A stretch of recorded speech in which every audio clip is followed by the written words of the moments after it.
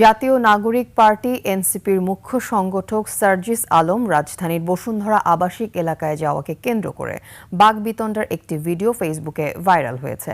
বুধবার রাতে north south ইউনিভার্সিটির সামনে গেলে সার্জিসকে লক্ষ্য করে স্লোগান দেয় একদল ছাত্র। এরপরই উত্তপ্ত বাক্য বিনিময় ও হাতাহাতি। এতে এক শিক্ষার্থী ছুরিকাঘাতে আহত হন। ঘটনা ছাত্রদলকেও হুঁশিয়ারি দিয়েছেন সার্জিস। ইউসুফ হাসান নাইমের রিপোর্ট। বুধবার রাত 10টায় রাজধানীর বসুন্ধরা আবাসিক এলাকায় বিভিন্ন বেসরকারি বিশ্ববিদ্যালয়ের শিক্ষার্থীদের সঙ্গে আড্ডা দিচ্ছিলেন সার্জিস আলম।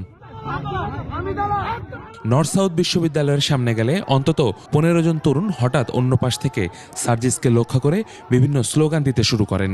এক পর্যায়ে সার্জিসের সঙ্গে থাকা শিক্ষার্থীরা এগিয়ে গেলে দুই পক্ষের মধ্যে উত্তপ্ত বাক্য বিনিময় হয়। শুরু হয় হাতাহাতি। এক পর্যায়ে ঘটনাস্থল ছাড়েন সার্জিস আলম।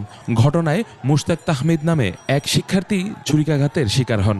আহত শিক্ষার্থীকে পিঠে ও মাথায় আঘাত করা হয়। পরে তাকে উদ্ধার করে ঢাকা মেডিকেল কলেজ হাসপাতালে নেওয়া হয়।